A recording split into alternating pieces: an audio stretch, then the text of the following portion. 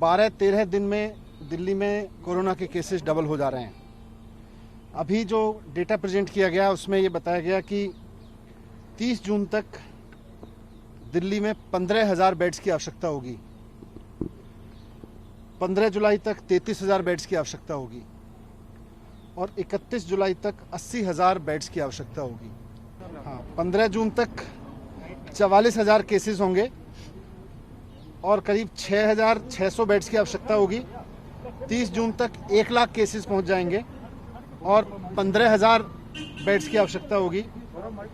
15 जुलाई तक करीब 2.25 लाख केसेस हो जाएंगे और 33,000 बेड्स की आवश्यकता होगी और 31 जुलाई तक करीब 5.5 लाख केस पहुंच जाएंगे दिल्ली में और उसके लिए करीब 80,000 बेड्स की आवश्यकता होगी। ये तब है जबकि अब तक थोड़े दिन पहले तक लॉकडाउन चल रहा था और अभी तक दिल्ली के हॉस्पिटल्स में दिल्ली के ही जो निवासी हैं, वो चाहे कहीं से भी, जो आदमी आज दिल्ली में रह रहा है वही दिल्ली के हॉस्पिटल तक आ पा रहा था, जो दिल्ली सरकार के प्राइवेट हॉस्पिटल्स हैं। इसीलिए दिल्ली की कैबिनेट ने निर्णय लिया था कि अभी कुछ समय तक, जब तक कोविड की परेशानी है, आगे आने वाले समय में जब 15,000 बेड्स की आवश्यकता होगी, 33,000 बेड्स की आवश्यकता होगी, 80,000 बेड्स की आवश्यकता होगी जुलाई के एंड तक, तो इनको दिल्ली के जो आज लोग दिल्ली में रह रहे हैं उनके लिए ही मैनेज करके रिजर्व रखा जाए, उनके लिए ही सीमित रखा जाए। लेकिन कल एलजी साहब ने उस फैसले को पलट दिया था। जब आज एलजी साहब से डीडीएम की मीटिंग में हमने रिक्वेस्ट किया कि साहब आपने कल ये फैसला पलटा, तो उससे पहले आपने अपेक्षा की होगी, कुछ आकलन किया होगा कि कितने केस बढ़ेंगे, बाहर से कितने केसेस आएंगे, उसका भी उनके पास कोई आइडिया तो नहीं था।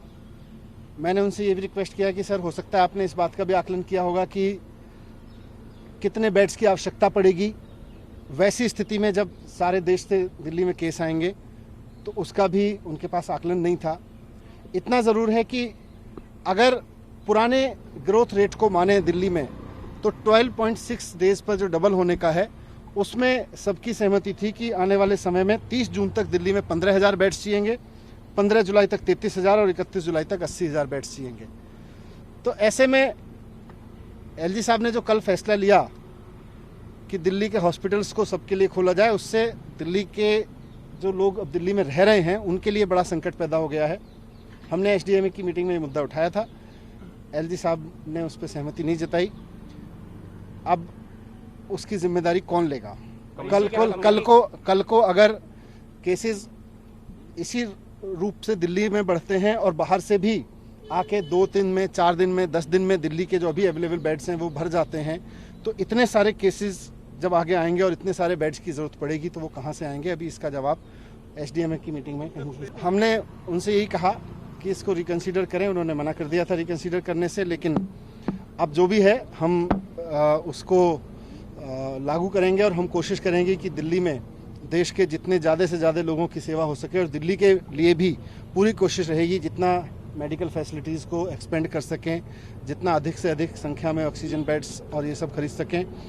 इतनी संख्या में ऑक्सीजन बेड्स बनाने की अभी तैयारी हम लोग कर रहे हैं।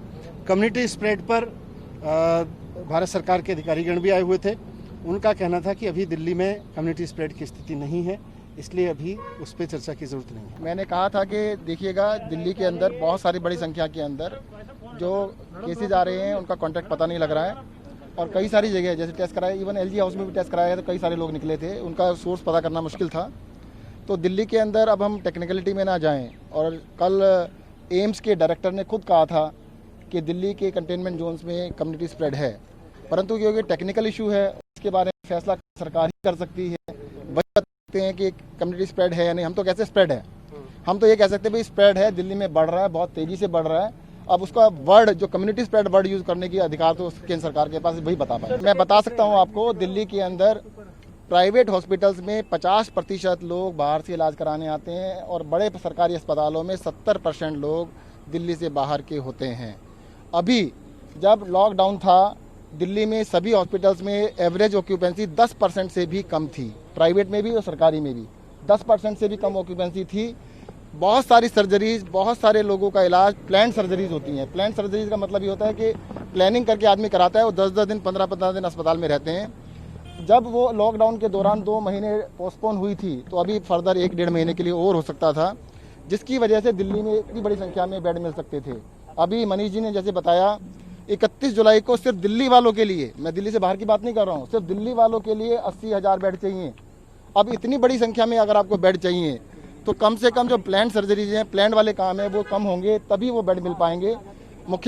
मनीष जी ने पूछा था एलजी साहब से कि भाई आपने प्लान तो किया होगा जब सबके लिए खोला है। कहते नहीं, प्लान कुछ नहीं किया है, उसका कोई अंदाजा भी नहीं है, क्या देखते हैं क्या होता है।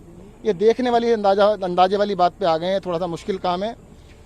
दिल्ली सरकार दिन रात लगी हुई है, नए नए बेड्स बना रही है, परंतु अब इसमें बहुत बड़ी समस्या आ सकती है कि अगर पूरी हिंदुस्तान से लोग इलाज कराने के दिल्ली आएंगे तो मुझे लगता है बेड अरेंज करने में कुछ समस्या जरूर आएगी। नमस्कार, मु भवानी। मोर विश्वास ये वीडियोटी आपन को भल लगी। आमर वीडियोटी को लाइक, शेयर एवं फॉलो करने को भूलु नहीं। लेटेस्ट खबर पाई देखुता ओटीवी।